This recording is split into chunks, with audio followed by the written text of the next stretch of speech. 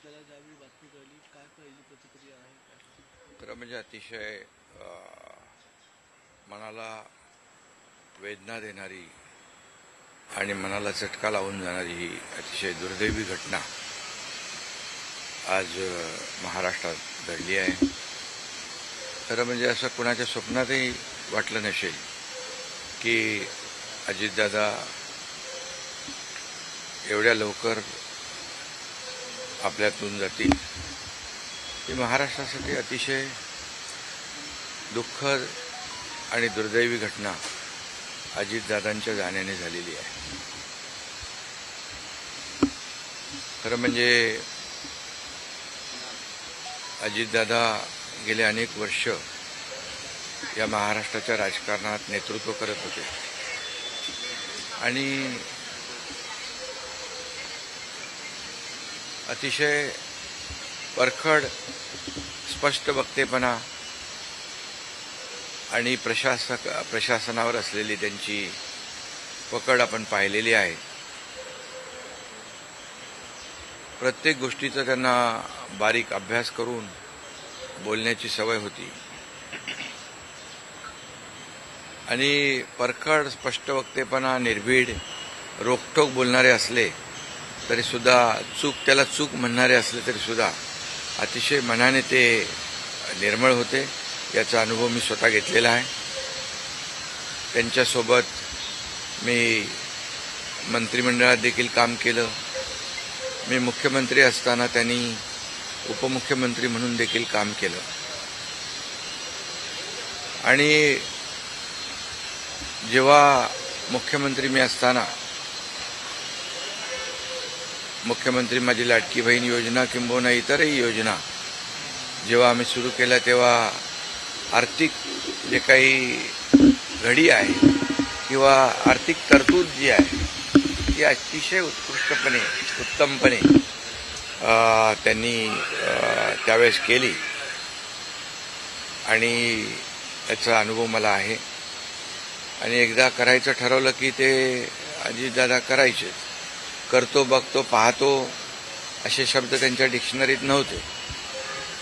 व्हायचं असेल ते तात्काळ करायचे, नसेल त्याला नाही म्हणायचे. असा स्पष्ट वक्तेपणा या महाराष्ट्राने पाहिलेला आहे.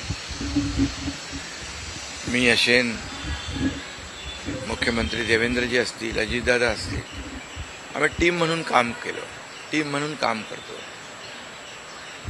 आमच्या वेळाही कामाच्या वेगवेगळ्या, मी पहाटे उशिरापर्यंत काम करतो.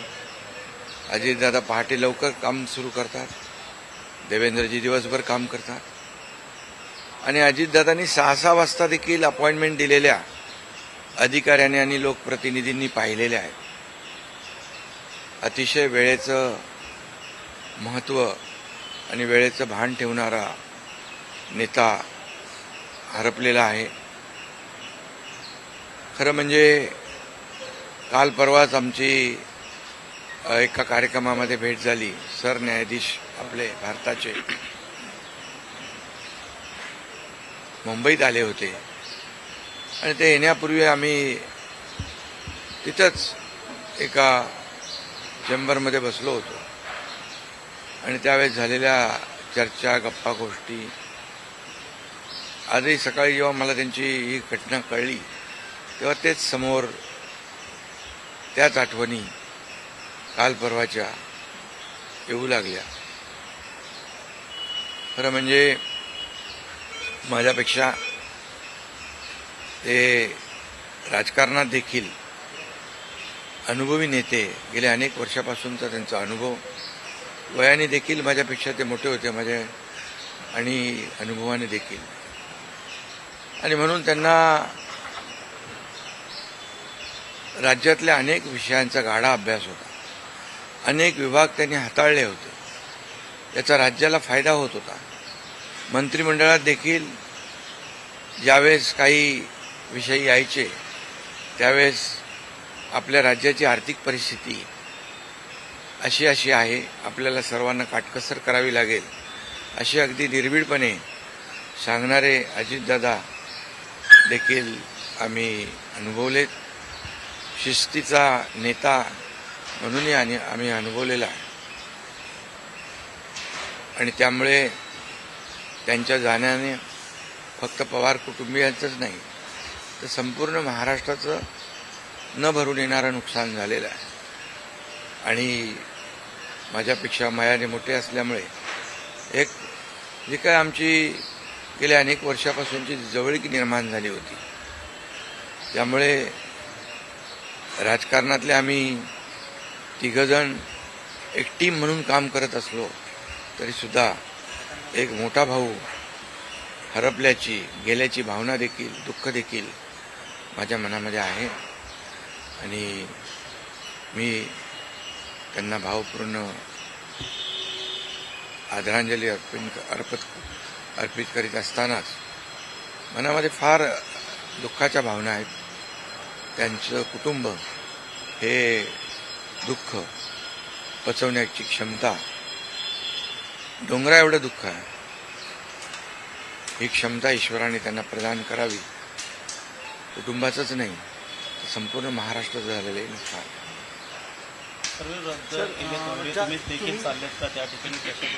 हा, मी आणि मुख्यमंत्री देखील आम्ही जातो आहे.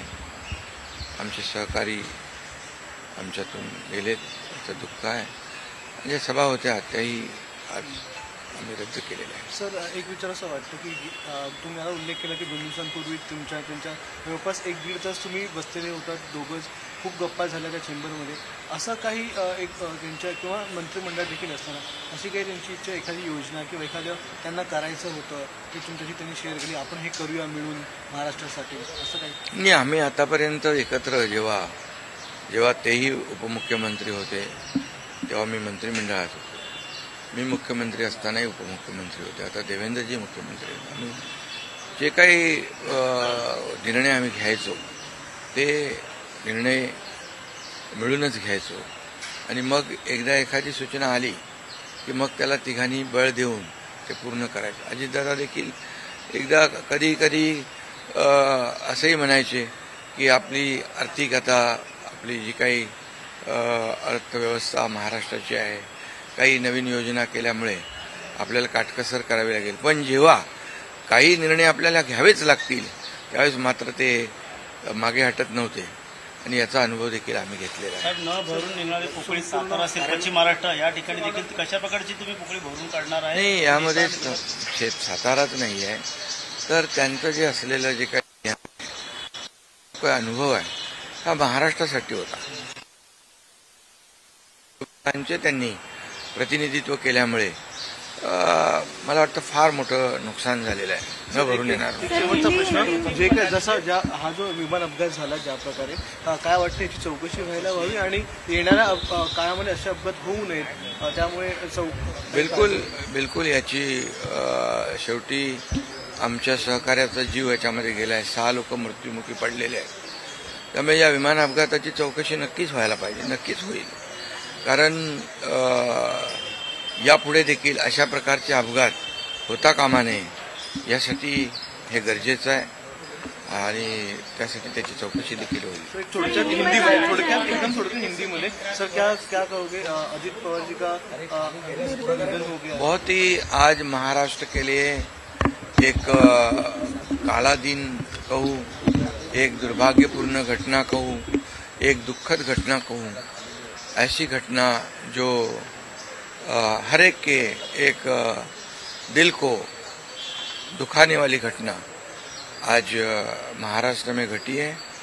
हमारे सहयोगी अजीत दादा पवार जी का प्लेन एक्सीडेंट में दुर्दैवी मृत्यु हुई है. ये हमारे लिए बहुत ही बेहद दुखद है और महाराष्ट्र के लिए भी दुखद है, उनके परिवार के लिए तो बहुत ही दुखद है. और अजीत दादा एक स्पष्ट वक्ता के रूप में जाने जाते थे, एक रोक टोक बोलने वाले. देखता हूँ, करता हूँ, ऐसे शब्द उनके डिक्शनरी में नहीं थे. जो होना है वो तुरंत करते थे, जो नहीं होना है उसे साफ ना कहते थे. लेकिन वो कड़े शब्दों में कहते भी, लेकिन मन के बहुत अच्छे थे और इसका अनुभव मैंने लिया है। उनके उप मुख्यमंत्री कार्यकाल में मैंने मंत्री के रूप में काम किया। मैं मुख्यमंत्री था तभी उन्होंने उप मुख्यमंत्री के रूप में काम किया। आज देवेंद्र जी मुख्यमंत्री है, उनमें भी हम दोनों ने उप मुख्यमंत्री के रूप में काम किया है। हम टीम बनकर काम कर रहे थे, महाराष्ट्र को आगे बढ़ा रहे थे। इसमें एक हमारा टीम वर्क था और मेरा काम करने का तरीका जैसे देर रात तक काम करता था। अजीत दादा जल्दी सुबह उठकर उनकी शुरुआत होती थी। देवेंद्र जी भी दिन भर काम करते और सुबह उन्होंने 6 बजे अपॉइंटमेंट दी हुई, ये भी इस राज्य के अधिकारियों को पता है। एक समय को बहुत ही महत्व देने वाले, एक कद्दावर, बहुत ही कर्मठ नेता जो है, समय सूचकता रखने वाले नेता जो है, ये नेता हमारे में से अभी नहीं रहे और ये हमारा और महाराष्ट्र का, उनके परिवार का बहुत काफ़ी बड़ा नुकसान हुआ है।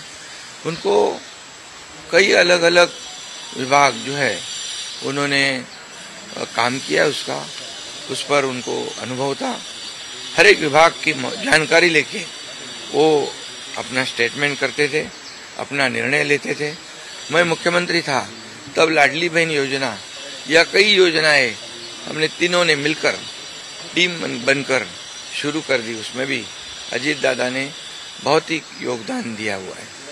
और जैसे अर्थव्यवस्था जो है हमारी महाराष्ट्र की, वो उसके बारे में भी कभी कभी बहुत ही रोक टोक मंत्रिमंडल में उन्होंने बताया भी कि हमारी परिस्थिति ऐसी है, हमें कुछ यहाँ इसमें जोड़ तोड़ करनी पड़ेगी। लेकिन जब जो चीज़ करनी ही है, जो समाज के लिए आवश्यक है, उसमें कभी भी उन्होंने हाथ पीछे नहीं खींचा। अर्थमंत्री होने के नाते उन्होंने काफ़ी योगदान दिया है। मेरे से वो राजनीति में भी अनुभवी थे और उम्र से भी मेरे बड़े थे। एक टीम हमारी थी, एक टीम का एक हिस्सा अभी नहीं रहा है और एक बड़ा भाई हमारे में से गया है, ऐसी भी हमारी भावना है। इसलिए मैं उनको बहुत दुख भरी श्रद्धांजलि अर्पित करता हूँ। उनके परिवार को इस दुख से बाहर आने की शक्ति ईश्वर प्रदान करे, ऐसे ईश्वर से प्रार्थना करता हूँ। सर, 8 बार उप मुख्यमंत्री रह चुके हैं। आपके कुछ दिन पहले उनके साथ महाराष्ट्र के साथ साथ आपके भाव हो चुके, आपके आंखों में भी नम जैसे आंसू नहीं, कैसे वो उनका स्वभाव ऐसे था। वैसे बाहर से सबको लगता था बहुत ही कड़क है और रुष्ट है, लेकिन दिल से बहुत काफ़ी वो नम्र थे और निर्मल थे।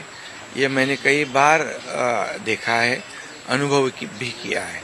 इसलिए ये एक महाराष्ट्र का एक बहुत बड़ा नुकसान उनके जाने से जो भर नहीं आ पाएगा, ये वो 8 बार मुख्यमंत्री पूरे इस तरह के हादसे हाँ बिल्कुल, इसकी जो दुर्घटना हुई है इसकी जांच जरूर होगी, क्योंकि ऐसी दुर्घटना पुनरावृत्ति ना हो, दोबारा ना हो, इसलिए जरूर इसकी जांच होनी चाहिए और होगी।